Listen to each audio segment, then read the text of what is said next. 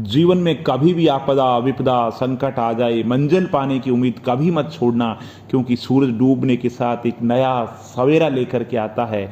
और ज़िंदगी के अंदर कितना ही घनघोर अंधेरा हो, सुबह होकर के रहती है। और हमें अपना जीवन कठिन तब लगने लगता है जब हम खुद को बदलाव की बजाय परिस्थितियों को बदलने का प्रयास करते हैं। अगर आदमी खुद बदल जाए तो परिस्थितियाँ उसकी दास बन जाती है।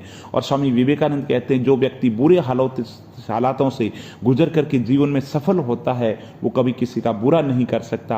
आप कैसे हो यह आपके अलावा कोई नहीं जान सकता, और आपको कैसे बेहतर बनाना है ये भी आप ही जानते हैं। और स्वामी विवेकानंद कहते हैं, यदि आपको लगता है कि जिंदगी में कुछ खत्म हो गया, सब कुछ खत्म हो गया, तो आप मान लीजिए वो जिंदगी की नई शुरुआत हो सकती है। और वो नई शुरुआत ऐसी होगी, वो परिणाम लेके आएगी, वो सुखद रिजल्ट लेके आएगी जो आप सोचा नहीं।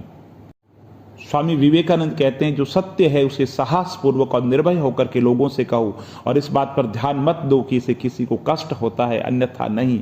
और सोच भले ही नहीं रखो, मगर तुम्हारे संस्कार हमेशा पुराने होने चाहिए। और आप समस्याओं से भागकर कभी भी उनसे पीछा नहीं छुड़ा सकते। समस्याओं का सामना करके ही उनका पीछा छुड़ाया जा सकता है। कमियां भले ही हो हजार तुम में, लेकिन खुद पे हमेशा भरोसा रखना, और खुद पे भरोसा करना भगवान पे भरोसा करना है। और यदि आपको जिंदगी में सफल होना है तो सबसे पहले आपको एक काम करना पड़ेगा, समय का सदुपयोग करना पड़ेगा। और जिसने समय का सदुपयोग कर लिया, उसने जीवन के अंदर मन चाहा लक्ष्य हासिल कर लिया। और स्वामी विवेकानंद कहते हैं, कामयाबी हाथों की लकीरों में नहीं बल्कि माथे के पसीनों में होती है। और इस दुनिया का सबसे ताकतवर अगर इंसान बनना है तो लोगों की भलाई करना शुरू कर दीजिए। आप संसार के अंदर जैसा सोचेंगे वैसा बन जाएंगे। स्वामी विवेकानंद कहते हैं, हमें हमारे बाहर की दुनिया वैसे ही दिखती है जैसा हम सोचते हैं। हमारे मन के विचार ही हमारे लिए चीज़ों को सुंदर और कुरूप बनाते हैं। ये संपूर्ण संसार हमारे अंदर समाया हुआ है, बस ज़रूरत है चीज़ों को सकारात्मक और नई रोशनी के साथ में देखने की। हम हमेशा अपनी कमजोरी को और अपनी शक्ति को बताने की कोशिश करते हैं, अपनी कायरता को धैर्य बताने की कोशिश करते हैं, भावुकता को हम प्रेम कहने की कोशिश करते हैं। और स्वामी विवेकानंद कहते हैं, हम मेहनत से जिंदगी की हर मुश्किल से बाहर निकल सकते हैं। और दुनिया में अगर कोई पाप है तो वो है खुद को कमजोर समझना। ये प्रकृति सबके लिए है, या सारे एक जैसे हैं। हम सब जब परम पिता परमेश्वर के अंश हैं तो ऐसा कैसे हो सकता है बाकी लोग किसी काम को कर सकते हैं, हम नहीं कर सकते।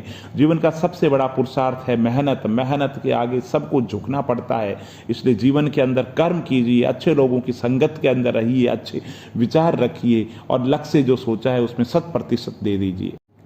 स्वामी विवेकानंद कहते हैं कि जिस क्षण मैंने ये जान लिया कि भगवान हर एक मानव शरीर रूपी मंदिर में विराजमान है, जिस क्षण मैं हर व्यक्ति के सामने श्रद्धा से खड़ा हो गया और उसके भीतर भगवान को देखने लगा, उसी क्षण में बंधनों से मुक्त हो गया। हर वो चीज़ जो बांधती थी वो नष्ट हो गई और मैं स्वतंत्र हूँ। और मैंने जान लिया कि भगवान का जो निवास है वो किस में है, वो दरिद्र व्यक्ति के अंदर है, वो गरीब व्यक्ति के अंदर है, जो शोषित है, जो पीड़ित है, जो वंचित है, जो उपेक्षित है।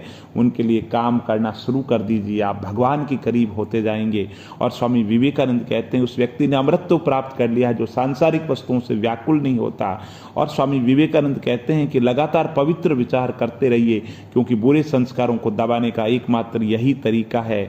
और स्वामी विवेकानंद कहते हैं कि संगति आपको ऊंचा उठा सकती है और संगति आपकी ऊंचाई को नीचा कर सकती है। इसलिए अच्छे लोग और अच्छे विचारों के साथ रहे।